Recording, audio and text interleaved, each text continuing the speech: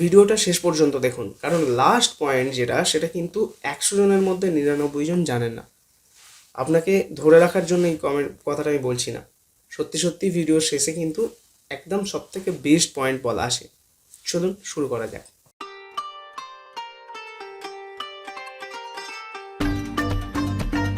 আপনারা অনেকেই প্রশ্ন করছেন যে কলমের বাড়ি করছি, সেক্ষেত্রে বাইরের দেওয়াল কত ইঞ্চির দেওয়াল করব, 5 ইঞ্চি কি রাখা যায়? দেখুন, প্রথমে আপনাকে আগে বুঝতে হবে যে একটা স্ট্রাকচার দুরকম হয়, এক হচ্ছে লোড বিয়ারিং আর এক হচ্ছে ফ্রেম স্ট্রাকচার। লোড বিয়ারিং মানে আগেকার দিনে ইটের যে ভিত হতো, ইটের ফাউন্ডেশন হতো, তার উপরে 10 ইঞ্চি দেওয়াল, এবং সমস্ত দেওয়াল কিন্তু মিনিমাম 10 ইঞ্চির থাকতো।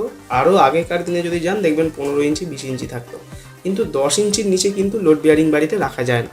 আর লোড বিয়ারিং বাড়ি সাধারণত দুতলা, কিছু কিছু ক্ষেত্রে দেখা যাচ্ছে 2.5 তলা 3 তলা অবধি হচ্ছে, তার বেশি কিন্তু তোলা যায় না। বর্তমানে যেটা এখন মার্কেটে চলছে সেটা হচ্ছে ফ্রেম স্ট্রাকচার, অর্থাৎ বিম, কলম, লিন্টেল দিয়ে রড ইউজ করে বাড়ির স্ট্রাকচার হচ্ছে। এক্ষেত্রে আপনি যত তোলা খুশি তুলতে পারবেন, কোনো সমস্যা নেই, দোতলা এক তোলার ব্যাপার নেই। আর সেকেন্ড হচ্ছে, এতে কি হচ্ছে, আপনার ওয়ালের একটা ফিক্সড মাপ আছে। এবার যেটা মেন প্রশ্ন সেটা হচ্ছে, আপনারা ভাবছেন যে বাইরের দেওয়ালটা অনেক ইঞ্জিনিয়ার বলছে 10 ইঞ্চি করো, আবার অনেক ইঞ্জিনিয়ার বলছে না 5 ইঞ্চিও করা যায়। এই ভিডিওটা শেষ পর্যন্ত দেখুন, আপনার এই যে কনফিউশন, এটা একদম খুব সোজা জলের মতো ক্লিয়ার হয়ে যাবে। আমি কথা দিচ্ছি, এরপরে আপনাদের মনে আর কোনো প্রশ্ন থাকবে না যে কোথায় 5 ইঞ্চি করব, কোথায় 10 ইঞ্চি করব, কলমের বাড়িতে বাইরের দেওয়াল 5 ইঞ্চি করা যায় কি না, সমস্ত কিছু প্রশ্নের উত্তর আমি দিয়ে দিচ্ছি। দেখুন, সাধারণত ফ্রেম স্ট্রাকচারের বাড়ির ক্ষেত্রে লোড বহন করার জন্য ইটের কিন্তু কোনো সেখানে কার্যকারিতা নেই, অর্থাৎ ইটগুলো সাধারণত পার্টিশন হিসেবে কাজ করছে। এবার আমরা বাইরে 10 ইঞ্চি কেন দিতে বলি?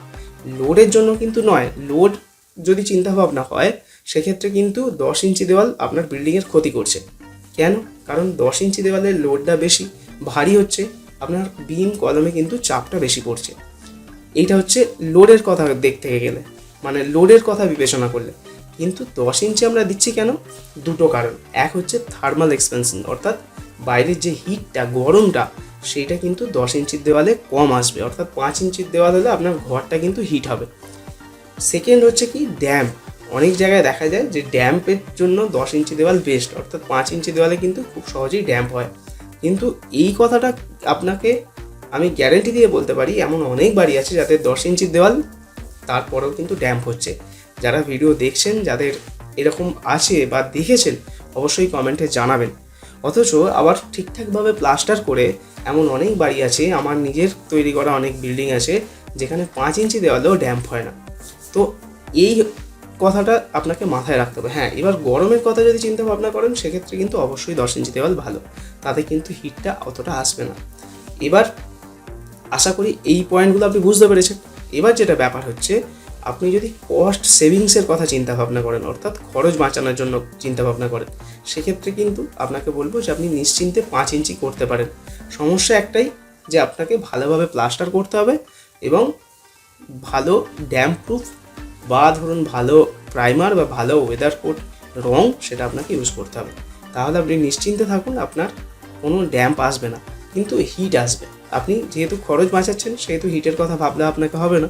আপনি চাইলে পরে এসি লাগিয়ে নিতে পারেন, কিন্তু 10 ইঞ্চি দেওয়ালের রুমে এসির যা খরচ হবে, 5 ইঞ্চি দেওয়ালের রুমে কিন্তু এসির খরচ বেশি হবে। তার কারণ হচ্ছে, সেটা ঘরটা গরম হবে, এসির কারেন্ট খরচাটা বাড়বে। এবার আর একটা পয়েন্ট হচ্ছে, একটা মাঝামাঝি বিষয়, অর্থাৎ আমরা অনেক ক্ষেত্রে করেছি কি, যে পশ্চিম দেওয়াল এবং দক্ষিণ দেওয়াল, অর্থাৎ মেন যে বৃষ্টিটা আসে আমাদের, যে বর্ষাকালে বা গরমকালে যে বৃষ্টি হয়, ঝাপটা আসে, সেটা কিন্তু বেশিরভাগটাই দক্ষিণ আর পশ্চিম দিক থেকে, উত্তর বা পূর্ব থেকে কিন্তু সেইভাবে আসে না। খুব রেয়ার যদি ঘূর্ণিঝড় হয় তখন আসে। সাধারণত আমাদের পশ্চিম দিকটায় বেশি আসে, তার সাথে সাথে দক্ষিণ দিক থেকে আসে। যেহেতু দক্ষিণ দিক থেকে হাওয়া দেয়, আমাদের দক্ষিণ দিকটাই হচ্ছে আলো বাতাসের দিক, অর্থাৎ হাওয়া এবং আলোটা দক্ষিণ দিক থেকেই আসে। এই হাওয়া দেওয়ার কারণে বৃষ্টির ঝাপটাটাও কিন্তু দক্ষিণ দিক আর পশ্চিম দিকটা, যেহেতু আমরা পশ্চিমী ঝঞ্ঝা শুনে এসেছি, সেহেতু পশ্চিম দিকটা দেয়।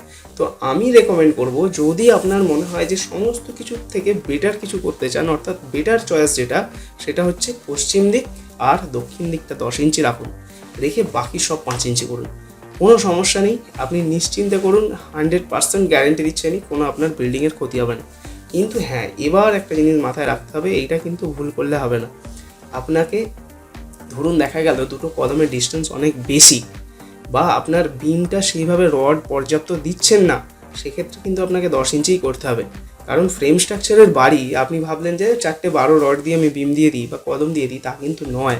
আপনার পর্যাপ্ত লোড ক্যালকুলেশন করে যদি ফ্রেম স্ট্রাকচার হয়, সেক্ষেত্রে কিন্তু আপনার ইটের কোনো ভ্যালু নেই। কিন্তু যদি আপনি দেখেন যে আমাকে তো ইঞ্জিনিয়ার বলেছে 4-16 রড দিতে, এদিকে মিস্ত্রি বলছে 4-12 রড দিয়ে করে দিতে, কিচ্ছু হবে না। সেক্ষেত্রে কিন্তু আমি বলবো ওই 10 ইঞ্চির দেয়ালটাও কিন্তু সেখানে ভ্যালু রাখছে।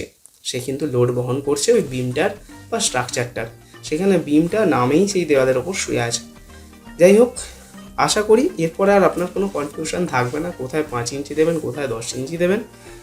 একদম জলের মতো পরিষ্কার হয়ে গেল। বাইরের দেওয়াল যদি পয়সা থাকে অবশ্যই সমস্ত দিকটা 10 ইঞ্চি দিন। যদি ফাইন্যান্সিয়ালি একটু চাপ হয় তাহলে দক্ষিণ দিক আর পশ্চিম দিক 10 ইঞ্চি দিন। যদি তাও চাপ হয় তাহলে কিচ্ছু দরকার নেই 10 ইঞ্চি দেওয়ার, আপনি 5 ইঞ্চি দিন। কিন্তু একটা জিনিস মাথায় রাখবেন, গরমটা আসবে। লোডের জন্য কোনো সমস্যা নেই, সঠিক রডের হিসাব করে আপনি বিল্ডিং করুন। আর সেকেন্ড হচ্ছে ভালো প্লাস্টার এবং ভালো ওয়েদার কোড রং। থ্যাংক ইউ, দেখা হচ্ছে পরের ভিডিওতে।